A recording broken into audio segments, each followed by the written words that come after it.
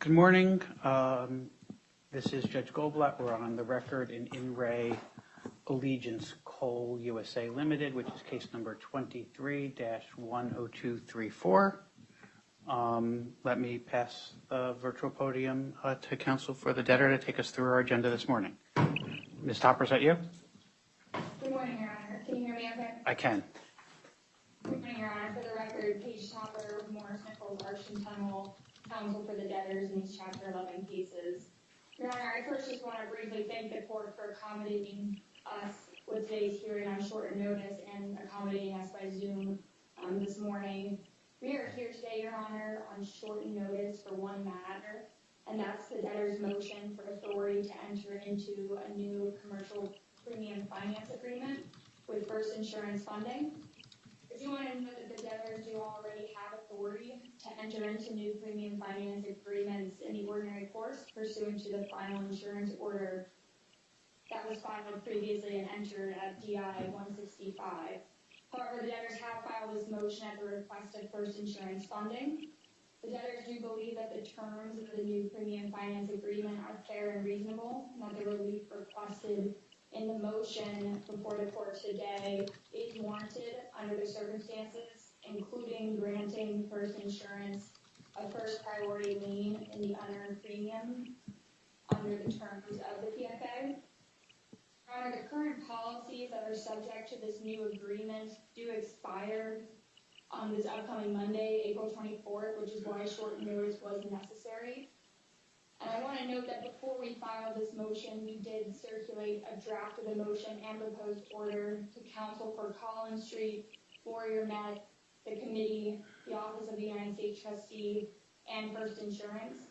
And we received comments to the proposed order from both the U.S. Trustee's Office as well as First Insurance, all of which were incorporated into the proposed order that was ultimately filed with the motion.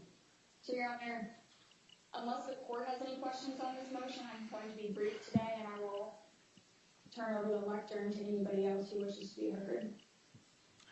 Is there any other party in interest that would like to be heard with respect to this motion?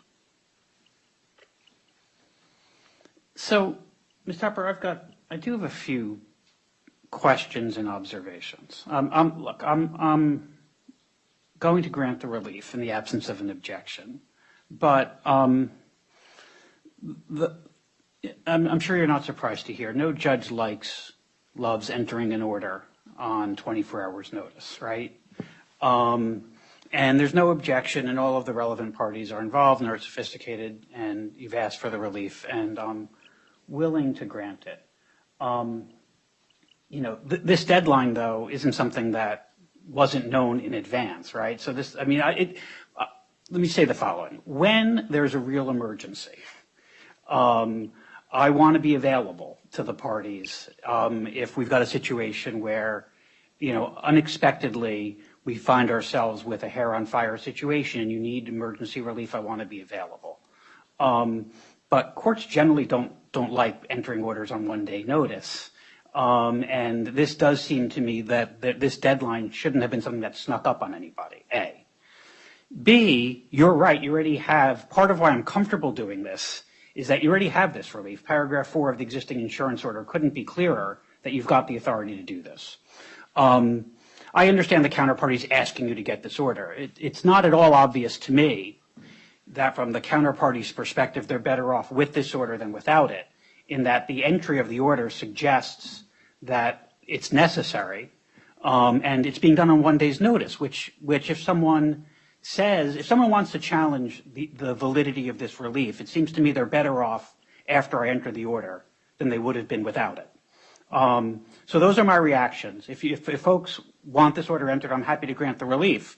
It just doesn't seem to me that what you're doing is this is relief you don't need. You're creating the suggestion you do need it, and you're doing it without appropriate notice. So I'm happy to enter the order. If you wanted the order on an interim basis with final relief on normal notice, I could do it that way. So I'm happy to do what the parties want me to do, but this does strike me as a surprising situation.